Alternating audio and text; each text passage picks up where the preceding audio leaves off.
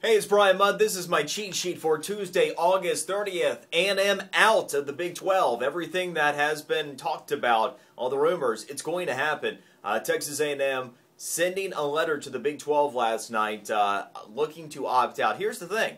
It doesn't come free and easy, and that's even if they found another conference to get involved with. They have to pay $15 million as a breakup fee to get out of the Big 12. And we know that they've been flirting with the SEC. So no word on if they do go ahead and opt out, if they're out immediately, or if it would happen at some point during the season, maybe even after the season, when they have to pay the breakup fee, if the SEC is going to take them, and when is the timeline with all that, if they are out of the Big 12 officially today. So many things up in the air, but it's very clear that the future of the Big 12 is very uncertain. The future of Texas A&M and the conference they're going to play in is up in the air, and it could be a big day for the SEC gaining another team, and that's right, even more money.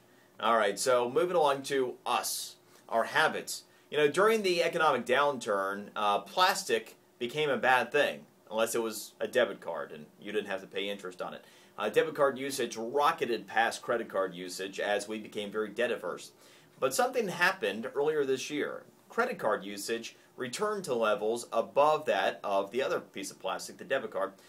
But in the 2 quarters that we've had information about our own personal debt since we started using credit more than debit, our personal debt is actually still falling. What that tells me is that we have learned better discipline. You know, debit cards used to have rewards programs in most cases. Those are all gone now. And in some cases, you may even see debit card fees start to become the norm as banks actually are not able to make money off those transactions after the consumer credit reform that passed about 1.5 years ago. What that means is that if you want cash back, if you want rewards, if you want points, you pretty much have to use credit cards. And if you can discipline yourself to pay it off at the end of every month, then you can reap the rewards that can be as good as 5% back to you on those purchases and not have the liability of it immediately being out of your checking account as well. So it looks like we have learned the lessons of what got us into trouble, and we're doing a much better job of managing our own finances. So I'd love to see that. Air travel is getting back to normal today, but here's the thing. After thousands of cancellations, including thousands more of flights that were canceled yesterday, as air travel was at about half to 3/4 strength on the eastern seaboard yesterday, you are going to see normal flight schedules today. But obviously, there are going to be so many people that are trying to get flights that have been hung up all weekend that you need to call in advance of leaving for the airport to see what the status of your own flight is. It's likely to take all week to work through everybody that has been delayed. Speaking of air travel, American Airlines, they're putting the class back into first class.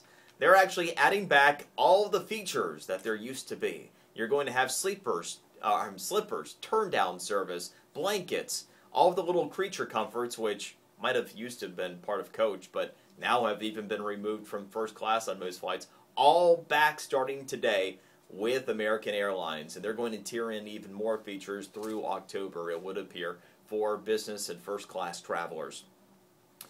Don't have good news for you with your morning cup of joe.